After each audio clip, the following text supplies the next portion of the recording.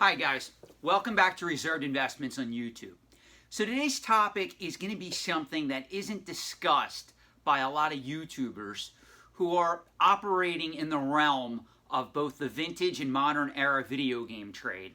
And it's not something that I see posted a lot on online forums like 1990's or other forums devoted to video game collecting entirely. That said, I do see a lot of speculators talking about this subject, and I want to address what I think that a lot of speculators get wrong in this subset category of the greater video game marketplace. So today's video is going to be on the topic of the import video game scene, how it was back in the early to late 1990s to where it is today in 2019, 2020, and beyond. Now, one thing that you have to understand is when we look at the import video gaming scene, of course, given the fact that I live in America, I live in a suburb of Philadelphia, so when I look at the import gaming scene, what I'm referring to is games that are released into Japan and or a lesser extent Europe or other regions that have yet to come out in the United States of America or never will come out in the United States of America. So if we go back to the early 1990s, we're going to get in our DeLorean time machine, and we're going to go back to the year 1992, 1993. Heck, we can go even back to 1995, 1996. And we go to our favorite gaming store, whatever it was back then. It was most likely Electronics Boutique, Babbage's, or Software, etc. And we go to one of those stores. And we go right near the counter where the cash register is. They usually had a magazine rack. And we pull off of that rack the latest issue of Electronic Gaming Monthly or Die Hard Gamer. And we start paging through it. You're going to come across two things.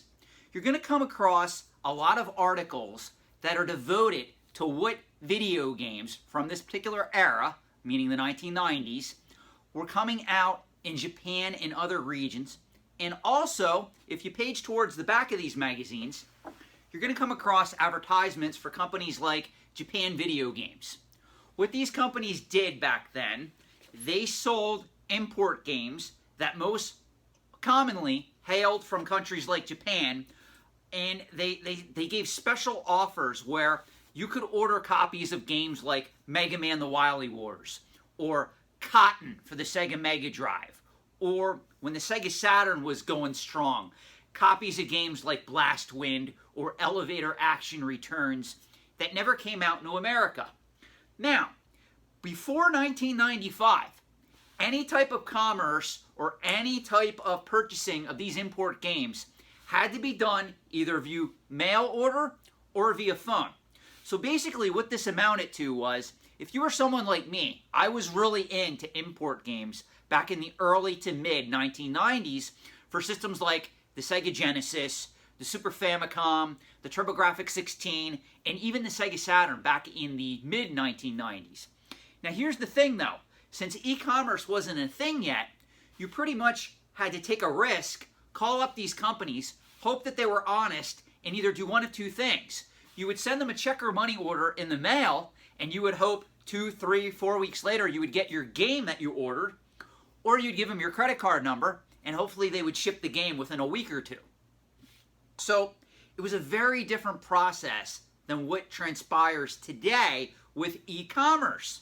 Now to be fair, e-commerce did come on strong around 1995, 1996, 1997 with companies like National Console Support, NCS, which is still in business today, and also companies like Tronix, which is no longer in business today. They were out of New York, and they carried a lot of Japanese-based Sega Saturn games. A lot of the popular arcade and shoot-'em-ups that originated in Japan and were never ported to America, they carried. I used to do a lot of business with them. And there were a handful of others that came and went throughout the years. That said, what I don't think a lot of people realize is, back in the 1990s, the whole video game market was Japanese-centric. What this meant was games were primarily being developed in Japan and to a lesser extent Europe first. Then if they were successful, if it was also deemed financially feasible, those games would get ported over to the US market and even the European market, Australian market, basically the other markets that percolated through the video game marketplace at the time, which would be the overseas markets, not including Japan, because most of these games originated in Japan. So what that meant was, if a game like Secret of Mana 2, which never came out in the US, was big in Japan, Squaresoft would have to analyze the market and see, well, is it worth spending the money to translating all that code, all that Japanese text, to create a game for the North American market? Are people buying these games? And if the answer was no, chances are the US didn't get a release of that title. Another thing that was happening were there were culturally specific games. Like Cotton's a good example. Cotton, I think, was only released for the PC Engine, which was the TurboGrafx 16 in the US.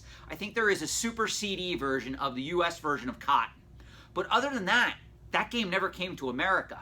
So if you want to play the excellent Sega Mega Drive version of Cotton, you would have to import that game. Mega Man The Wily Wars was the same situation. It never was released into the US.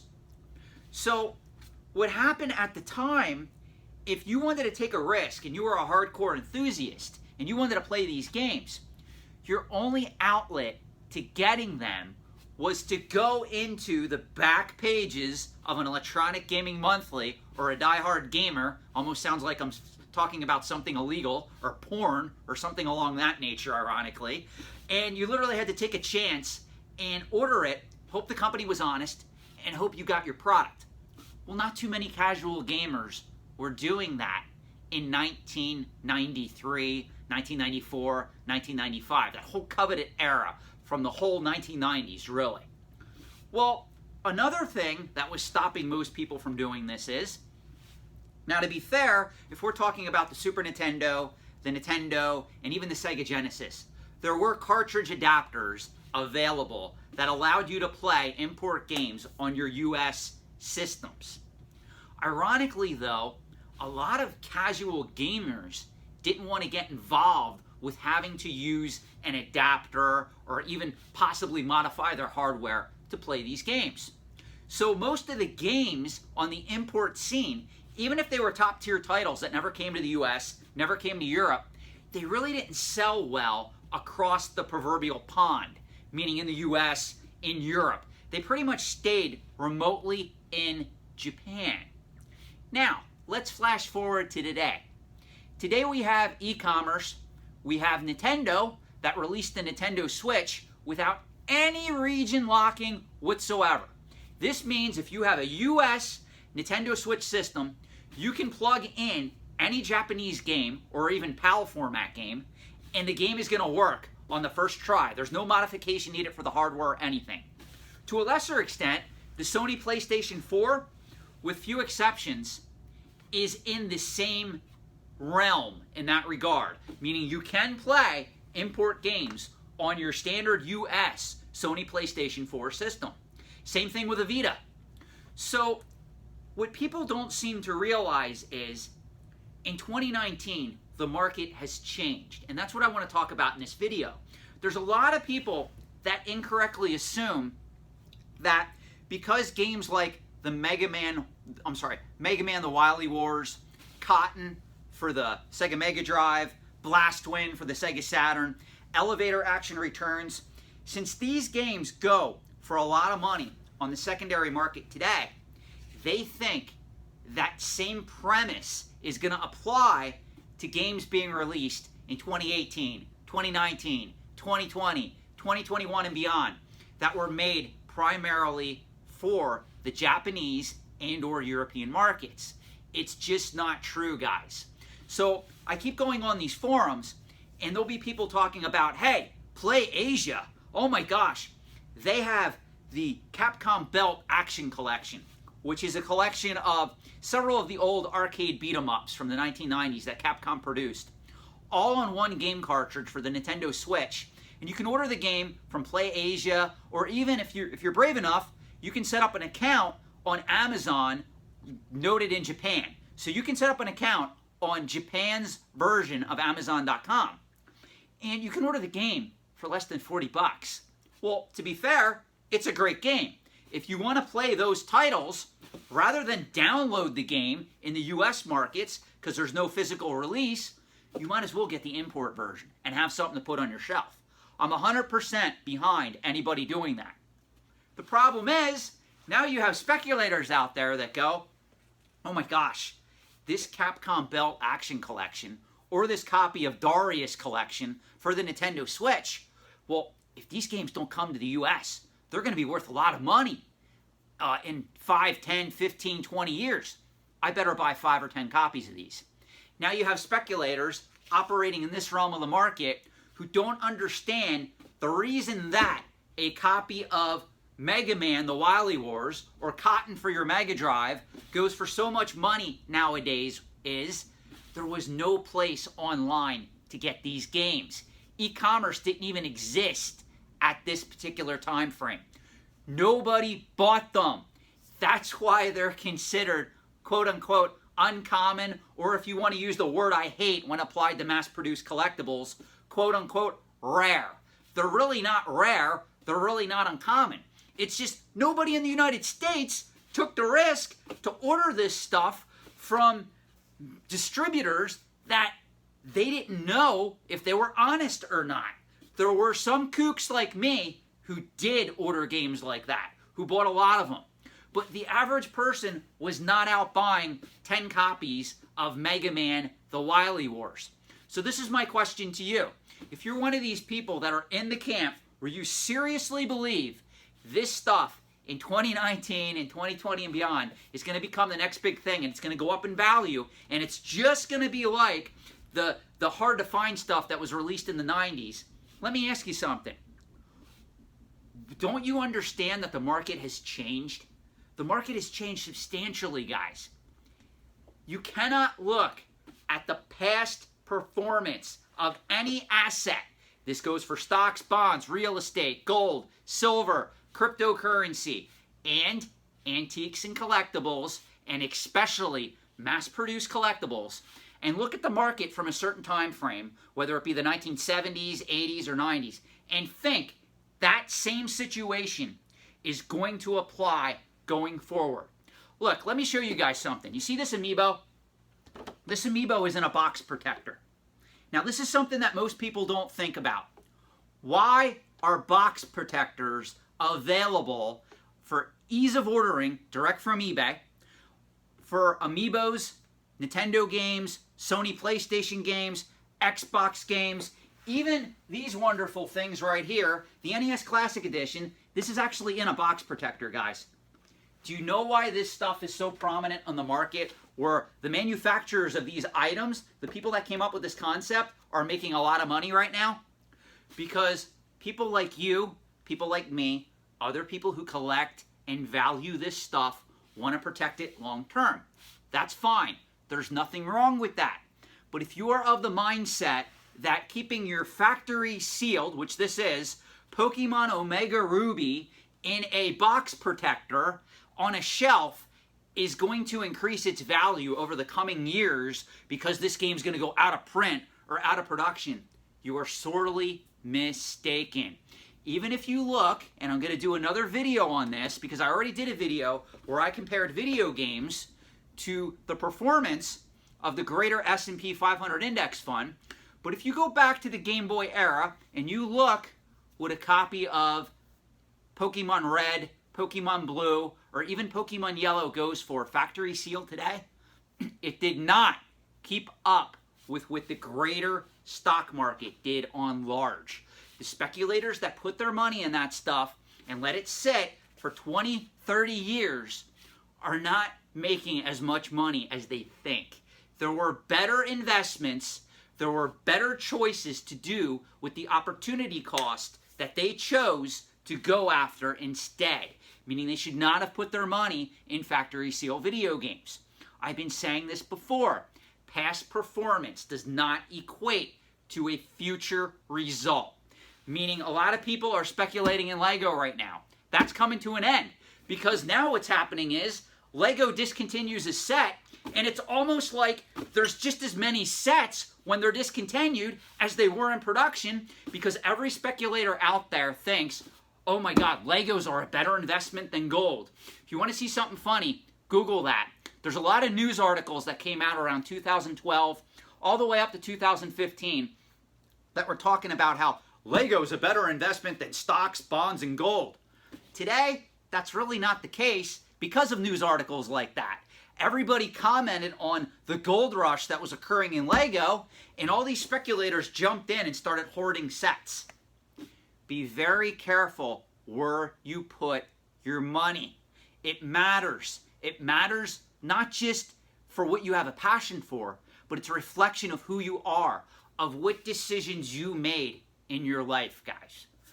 I'm going to just say one more thing on the import game scene. I am a huge import gamer.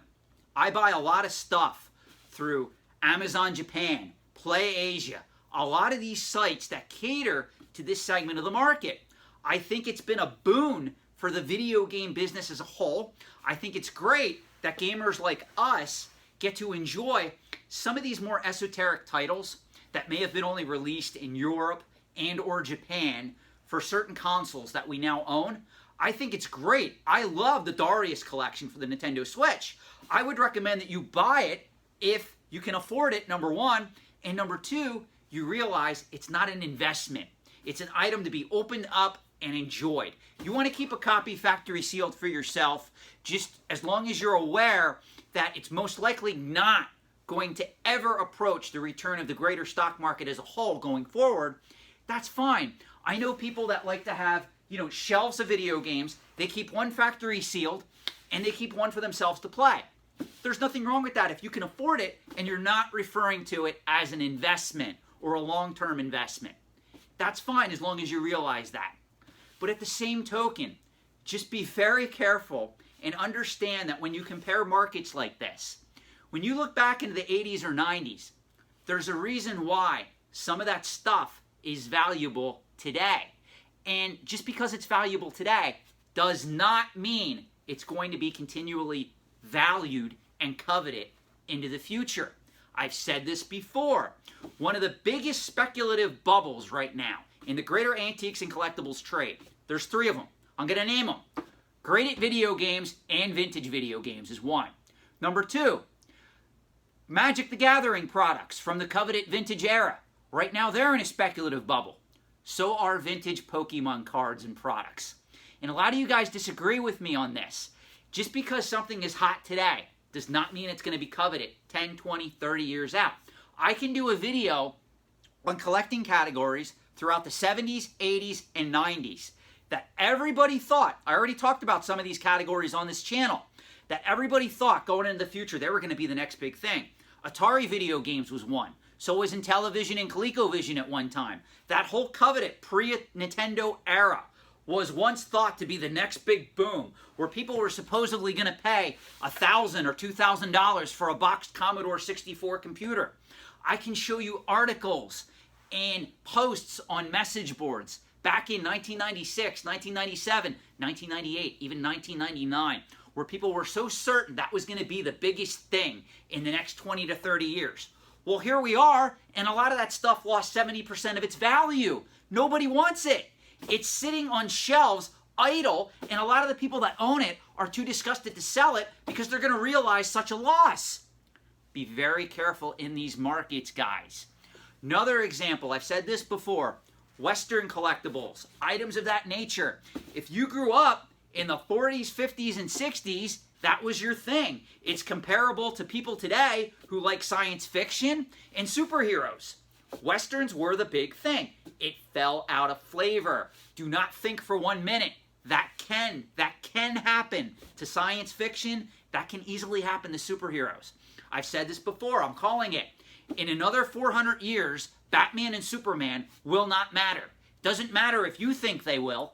They will not matter in the greater scope of things. Because if we go back 400 years from today, a lot of the iconic things that came out or were popular in that era Nobody knows what the heck they are today. Aside from the Mona Lisa, a couple of famous pieces of art, which, by the way, I consider certain pieces of art a good long-term investment. I talk about that on this channel a lot. But you have to look at the market from a holistic standpoint and one devoid of any emotional attachment. So you can kind of look into the future and you can go, wow, really? In 50 years from now, is anybody going to care about a copy of Mega Man, The Wily Wars? And you know what? I'm going to answer that for you. The answer is no. It's going to be a curiosity. People will one day come across a Sega Mega Drive or a Sega Genesis and go, hey, look at this. Hey, remember when they released the Sega Genesis Mini 30 years later? Well, I can't even hook this stupid Sega Genesis up to this newfangled modern TV, if they even have TVs then. What am I going to do? Well, it's a unique curiosity. It's just like, guys, one of the things in the video game industry, I'm going to start cutting this video short then after I make this final point. One of you guys, I just want you to focus on this, those of you that collect video games. We went from RF cables, meaning an RF cable input, then we went to AV, now we're at HDMI. Do you really think in 20 to 30 years, anybody is going to have the knowledge or know-how to hook up an Atari 2600 to whatever TV they have on the market at that time? Or even an original Nintendo Entertainment System? Be very careful what you put your money in, and if you think long-term out, this stuff is going to be coveted. I'm telling you, it's not. There will be some items that, yes, do stand the test of time. It could be certain great video games. Yes, I don't doubt that. But the stuff that requires you to analyze and pick out those winning bets is going to be very hard to do, even when you look at the market as a whole, and even looking at the market as an expert or somebody who knows the antiques and collectibles market really well like I do. I would not be able to pick out those items because speculators throughout history have been anything but right. As a matter of fact, most are wrong. I've said this before, and this is how I'm going to end the video.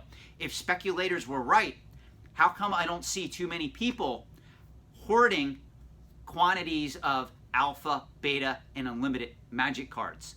They didn't. They guessed the trend wrong back in 1993. The same thing can be said a little bit to some of the other more esoteric stuff, like related to comic books, trading cards, pop culture items, and even toys. A lot of speculators missed the mark entirely. That's why the stuff that slipped through is valuable today. So chances are, if you're a speculator with a long-term time horizon, you are dead wrong the way that you are analyzing the market in 2019 and beyond. Thank you for watching. I love all my new subscribers. If you have a comment for me, please, I want to hear your feedback, really. As long as it's done in a respectful manner, I don't mind, really. I like reading the comments.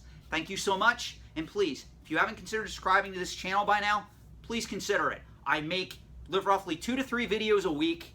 I try to put out new content, and I try very hard to tailor my content to a lot of the topics that no one really wants to discuss in the greater antiques and collectibles trade. If that's something that interests you, consider subscribing. Thanks, guys.